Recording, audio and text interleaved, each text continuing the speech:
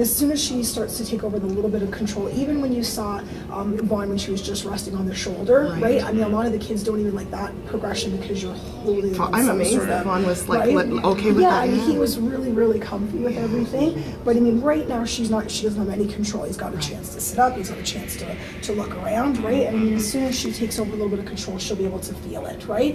But basically, what we do with that is that it's not really, you don't really give in to them in a sense that if as soon as you feel them pull a little bit, you don't let them up right away, right? Because then they realize that, okay, cool, all I have to do is use a bit of strength and she'll let me do what I want to do, right? So what we do is that even in this progression right here, like if he does start to wiggle around a little bit, she squeezes tight, right? So she decides in her head how many she's going to do. Okay, I'm going to walk to here, then I'm going to let him up, right? And I mean, basically they just learn through the repetition, right? And that's where it becomes more comfortable. Yeah, and that's where a little bit more experience. Like sometimes with an instructor, if they feel that little bit of a push, to let them up right away, right? But then you've kind of you've defeated the purpose. Exactly, that's right. Oh, for sure. But everything that she does is just small amounts, right?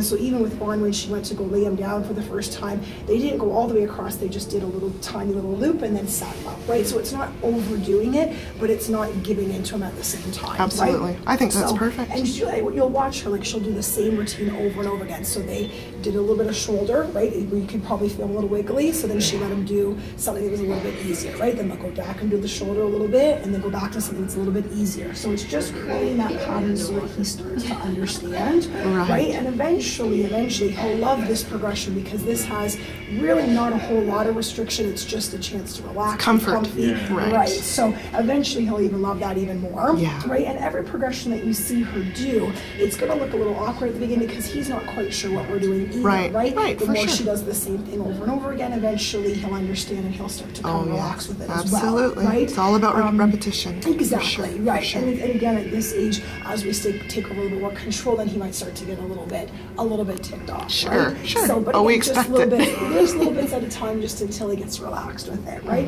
But everything you saw her do with Vaughn is going to be the same with him, right? So eventually we'll lay him down, even if it's just a couple of seconds, then let him up and go back to that same pattern again, right? And the nice thing about right now is they've got lots of time, right? So I mean, if, you know, as they introduce everything, because there's so much time, and she just gets to do the same thing. Right, and that's so great. I think that's key. But I mean, he was really good with the separation. I am so surprised. In a couple of weeks, right? A lot of times for the first lesson, they're just kind of oblivious to what's going on. Yeah, right? So it's more of a surprise and a stim. Yeah, 2 or 3 weeks, if he starts to cry at the door, that's normal. That's normal. Too, right? That makes more sense. What's going on, what to expect. He starts to understand that he's being taken away, that they are making me do a little bit of work, the whole bit, right? So in 2 or 3 weeks, that sounds just like Hunter. Yeah, in 2 or 3 weeks, if all of a sudden, you know, he's crying at the door, that's completely expected too. Right.